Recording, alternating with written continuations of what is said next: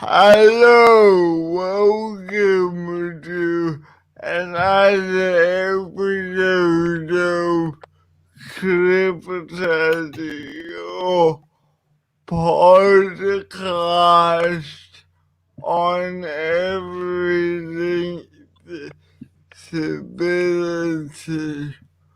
With me as usual is Amy, David, and Tim. So, Tim, what are we chatting about tonight? Tonight we're going to be talking about discrimination and mainly discrimination during this COVID crisis. So, shall I kick us off in this conversation, or has anyone got any other points they want to contribute about this, if they've experienced anything recently? Now start us off, and then we'll talk about our experiences. And thank you for having us again on the show, Jonathan. Yeah, no, start us off, Tim. Yeah, right. So, I guess the first point we should make about discrimination, especially during COVID, is some of you might have seen that Dylan Alcott was recently, he called out the US Open on Twitter for canning the wheelchair tennis side of the event because I guess event organizers thought, oh, well, people with disabilities are high risk, so we shouldn't have the events. And although they also cut other events, it goes deeper than that. It's discrimination based on preconceived notions about people with disabilities and their health. And I fear that might become an issue not just in sports, but as a whole in society. We might have more issues with people discriminating because they wrongly believe that people with disabilities are at higher risk of carrying a sickness or being sick. And I guess those sort of backwards attitudes might be a problem for people with disabilities in society during this time. Look, people gotta understand this, and I think it's gotta be put out there. People who are disabled, who have a disability, are not sick. They are not sick. Being disabled and being sick are two completely different things, and people need to understand that. Yeah, Yeah, exactly. They have to understand that if they want to help, people with disability have a mind of their own. Ask, do you need help? And if they do say yes, then ask, how can I help you? and Yeah. exactly. Instead, and don't break the the safe distancing, because that's all they do. They just Yeah, grab you people and they need take you. to. That's right. Exactly. People need to draw the line as to understanding the social model of disability as opposed to the medical model. So, everyone understand what the medical model as opposed to the social model of disability is? Yeah, I can provide a bit more background into that for everyone because my role, I'm an occupational therapy student, so I have understood both models. But in the medical model, it focuses on, I guess, the biology side of things, like if you have a physical deformity or something stopping you from being able to complete a task, it focuses on that and doesn't focus on your abilities and what you can do. And in the social model, it focuses on what you can do and what, I guess, accommodations can be put in place in society through universal design or through providing a person with a piece of equipment that would let them participate unhindered.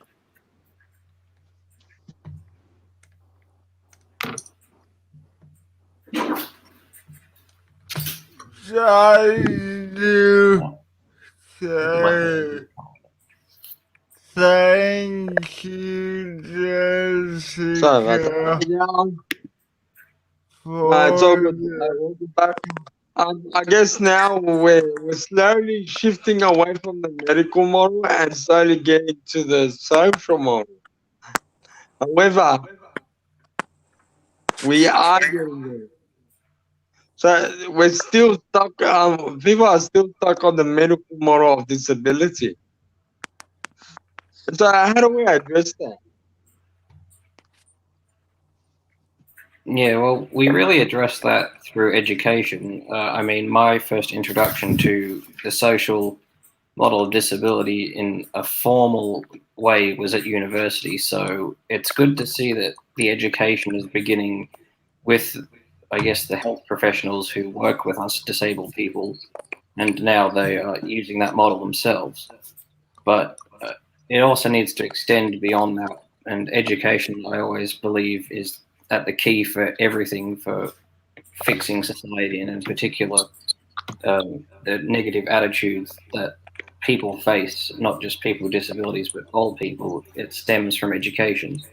So I guess if we can teach the social model of disability through schools, education programs, and just, I guess, get that message out there, because the medical model has been around for so long. It has been so ingrained in society and people's views, and we still see a lot of that today. Yeah, that's true. That's true, Tim. And just one more thing when we're on this subject. I realized that you're labeling people with disability as disabled people. Um, that now we gotta shift. We don't, I realize that it's not acceptable to call people disabled people, but rather people with disability. Yeah, it depends on the person. Like, it's very much a thing that's still up for debate, I guess, if you want to call it the disabled community. Some people are comfortable with the model and some are not. Like, I guess some people use it as an identity and some people are uncomfortable with it. And I myself have days where I'm comfortable saying I'm a disabled person, and sometimes I'm comfortable just being a person with a disability. I guess the view on disability can be fluid in yourself and society, but I believe the correct way to refer to people is person with disability, and that's how we refer to it in the medical side of things, because you're putting the person first. But yes, if I do say disabled person, I don't mean it as a term of offense. It's just I kind of use the terms interchangeably when I'm not talking in a medical setting. Because for me, it can be a thing of identity if I'm feeling okay with it. But if not, I'll just say person with disability. But yeah, I think terminology, working that out in the community as a whole, is another thing that we all need to address, because that's how we are going to present ourselves to others in order to get our points across. So also just getting terminology right ourselves, and then so people know how to refer to us. Now, see, why we need to know what we're talking about, so we don't stumble. Yeah, we kind of go off on tangents, but and it's related to our the topic. and be able to know what we're talking about before they ask a question that we can't answer. Yeah. Yeah, that's true. But I guess, like you said, it's more now about the education, educating people about what is acceptable and what is not. Yeah, Because that's why a we lot do of the things chat, are so people changing. know. Yeah, and a lot of things are changing now. We don't have disabled toilets. We have now accessible toilets. So things are slowly getting there. But like you said, we still need to educate, and we need to move away from the medical model and start going towards the social model. Yeah, I agree. Yeah. Well, what are your thoughts, Jonathan? Here's the thing. Now, this is a personal story, but the whole reason why I started this charity was as a teenager. I was sick of how disabled, sorry, persons with disability are perceived by younger kids as the person who walks funny, the person who talks funny, or them asking their parents and pointing, what's wrong with him or her? So I guess from my perspective, while I don't enjoy discrimination, it has made me a stronger person to now I'm in a position to advocate for other people. And that's right. That's correct. You've got to continue to advocate for things like this. Everyone has a personal story about I guess they feel like they were worthy. They feel like they belong, and it's because of the first thing that comes to our mind is the disability that we have, and it should not be this way. We should be in a more inclusive in society. We should educate people, like we mentioned before. Avoid the discrimination where necessary. Yeah. David. Well, David. Is David with huh? us? Are you with Yes, David's us? here.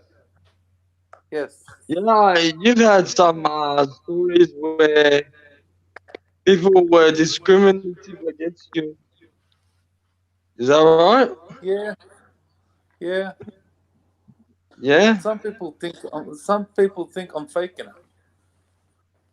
Uh, Ooh. Yeah. Try to hold the microphone a bit closer. Your microphone a bit closer. Yeah. Yeah, No, you're good. You're that's good. good. So Go you think that on. people think that you're faking it. Yeah. So what do you tell them? Sometimes the best thing is just to ignore them. Yeah, but if you ignore them, they're gonna come back at you. No, but see, once you start creating conflict, Yep, then they're gonna come back also. Still. it's true. Yeah, that's a good point you raise. If you're like facing discrimination, you have to read how the person is interacting with you. If they're saying it in an aggressive manner, in a passive, like offhanded comment manner, because how you respond could get you hurt. For instance, if someone says aggressively to you, "Oh God, I hate people like you," because they see you out wearing a mask and you're in a wheelchair or something, and you respond, "Oh, I hate people like you too," or something, what's stopping them from swinging around and smashing you in the face? So, like, if you put yourself in a dangerous situation by saying the wrong thing, that's something you have to be careful of. So, sometimes it's best to ignore people, and sometimes it's safe to say something back, but be careful with what you say because you don't want to get hurt, because you can be at more risk of getting hurt because of the situations we're in. Yeah, yeah. Yeah, because especially when I can't see them and I can't see it coming to me. But at the end, a lot of people tell me that I'm faking it because they think I can see, and those that think that I can see are scared because I'm not a small bloke. Yeah, Yeah, that's I the agree. issue faced with, like, sort of, I guess you could call it invisible or not as visible disabilities, because people can't really see evidence of your disability, so they'll question you on it and try bully you for it Yeah. or be a pain in your ass about it, really. And and the best way to tackle it, I reckon, I tell them, "Thank you. Just because I look better than you doesn't mean I haven't got a disability. I'm not blind." Yeah, there's many ways to go about it, but There's, there's ways um, of just answering them back, but but there's I guess ways that they can't come back from. yeah, I know. I agree with what Tim is saying. You gotta read the person Yeah, before you take it to the next step. The next action that you take will depend will either cost you or yeah, you'll be able to move on with life. So it's important to read the person before you gotta read you the react to situation. the reaction. Yeah, and I guess that sort of leads to the next point from there. If someone makes an offhand comment or something offensive towards you, is how do you cope with that also mentally, not just coping with the situation by providing a comment or ignoring them, but if you find it gets to you, what ways are there that you can make it so you're not being distressed by the situation? Like, you could talk with friends about it. Like, if you have other friends with disabilities, even just sharing that experience can make it a lot easier to process. But I would step back and say, what do you do in that moment? Is there a way you can react to make it a teachable moment for the person discriminating against you? I mean, yeah, you can turn it into a teachable moment, but it goes back to, I guess, reading the person prior, like their manner, whether they're doing the thing in an angry tone or whether it's not intentional. But, like, I guess you have to read the situation first, and in making it a teachable moment, it can be a difficult thing. For instance, you might not have the energy that day to explain to someone that, oh, for instance, just because I'm in a wheelchair, it doesn't mean I'm sick or have COVID or I'm at risk to myself or someone else. So, I mean, some days you might have the energy to say that to people who say that to you, and some days you might not, and you might just ignore it. So it can be a very fluid thing, and don't get upset with yourself if some days you do have the energy to call people out and teach them why they shouldn't have those attitudes or beliefs. But yeah, it's a very fluid thing, and it changes from day to day and person to person. But yeah, my recommendation is read the person before you try to respond. And also, some people think that because you are on a wheelchair and that you are a person with a disability, you are a high risk of getting COVID-19. Um, that's not the situation in most cases. Being disabled does not mean you're sick. I've mentioned that before. So what I understand, from my understanding, people that are at risk of getting COVID-19 or at a greater risk of getting the COVID are people who are senior and people who have low immunity. Nothing about having a disability. Yeah, also like people's line of work puts them in more risk. For instance, nurses and stuff are at much higher risk than the general public, and even they face discrimination. They're not disabled, and in this crisis, people have gone out their way to be terrible to frontline health workers, and hurt them, attack them, yell slurs at them. You see some really odd behavior during this time. Pandemics bring out the worst in people. Yeah, true. So especially during this time, I reckon being playing it safe is probably the best method. If someone says something to you, ignore it or brush it off. Use it as a teachable moment if you deem it safe to. But yeah, Exactly. It all comes back to the teacher mind and the education. Yeah, it's all good. Yeah. So what happens if you do get discriminated against?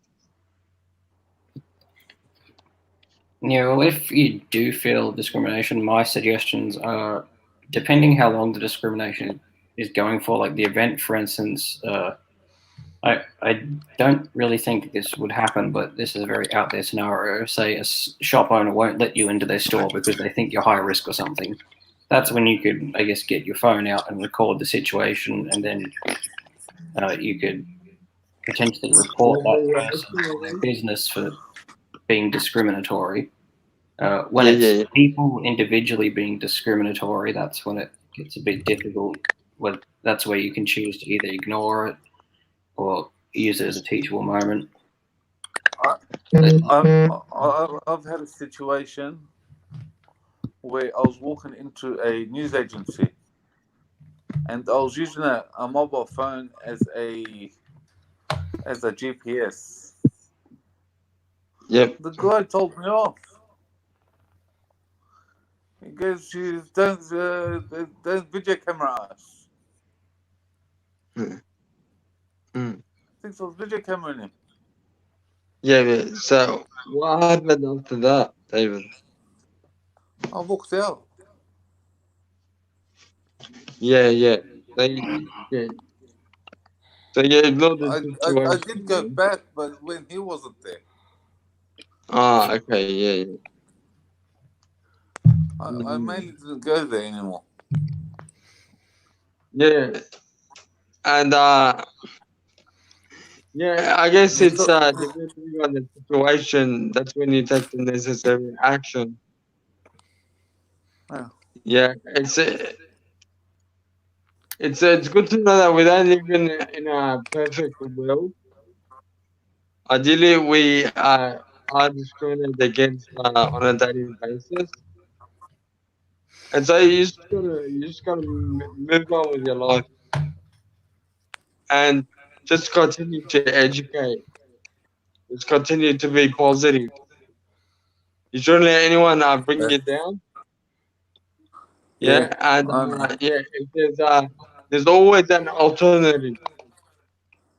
So if you are discriminated against, you can choose another means of, you know, going to that shop or going to another shop, sorry, or just hanging around the different crowd.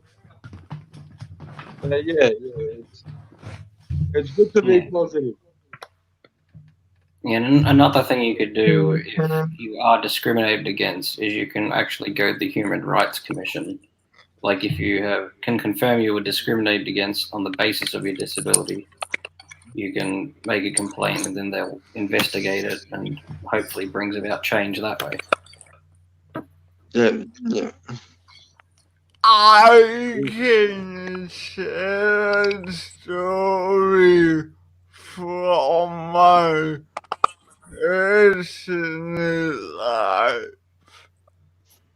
Yep. So, for those of you who don't know, I'm a director of Physical Disability Australia. Yep. And it does a job advocacy work which leads to me being invited to various consultations. So one day I was invited to a consultation with, and here's the funny part, the Australian Human Rights Commission. And I don't drive, and I didn't want my parents to drive me to the venue. So on the way there, I got a taxi, and the taxi driver went out of his way and walked me from the taxi to the room. But after the consultation, I booked the taxi, and the first cab off the rank refused to take me because I was unaccompanied by a caregiver. So my point is, within a day, you can experience the most inclusive experience all the worst forms of discrimination. It doesn't matter your position, but keep your chin up, because the more we talk about it, and more importantly, complain about it, the more we achieve systemic change. That's right. That's right. And I'm sorry you had to go through that, Jonathan. But like I said, we all face discrimination on a daily basis. It's just that how we respond to it keeps us going. Yeah, exactly. Yep. Yeah. So, any last word of advice you want to give to the audience on how to avoid discrimination? Can you repeat that again? Sorry. So any last words of advice on how to avoid discrimination or how to keep yourself, positive when you do face discrimination? Yeah, I guess keeping positive is all you can really do about it, but don't feel bad if you can't feel positive about it, because some days, it's just harder than others. But what you can do is talk about it with friends, complain, of course, if you can, to change the situation. Like, for example, if you get discriminated against by a company, taxi, shops, anything like that, where you can, I guess, advocate for change, do so. And in society, we advocate for change through getting the message out there. And you can do that by not so much complaining, but making people aware of what happens to you, because many able-bodied people don't know what it's like to be disabled. They don't know what discrimination we face on a daily basis. And when we bring that to light, people become educated about it. They become more self-aware, and they'll learn to not only stop that behavior themselves, but to call it out to others and educate other people. So Yeah, knowledge if you face is the discrimination, best skill. yeah, go on. Knowledge is the best skill. Yeah, Because if they exactly. don't know they're doing something wrong, then they're gonna continue doing it. Yeah, Yeah, exactly. Once they know it's wrong what they do, then they won't do it.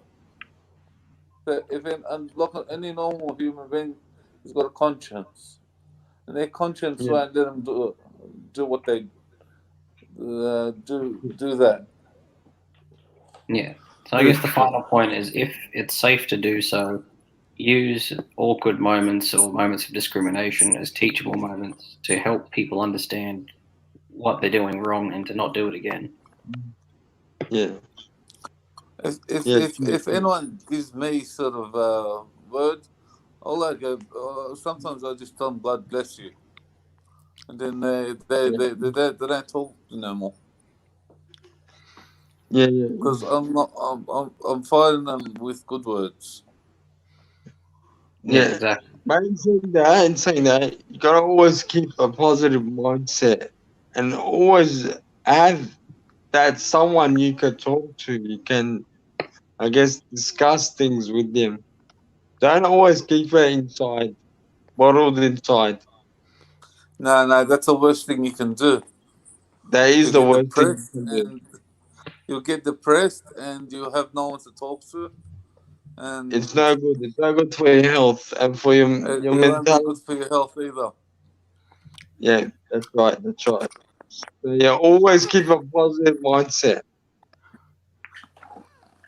Yeah. And remember, there's always peer support and advocacy groups out there. Sometimes sharing your experience is the first step to changing it for the other person who may face it in the future.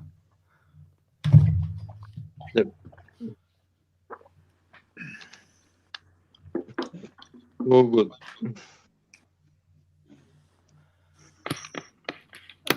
Okay. You've been watching CripChat, your weekly podcast on everything disability. Remember, please share, like, and subscribe to help us grow. And if you have a suggestion about what we should talk about, don't be shy. Facebook and YouTube created comments for a reason. So suggest a topic now. Thank you. Bye bye. Bye bye. Thank you. Right. Bye. See you. Nice to talk to you. See you next week.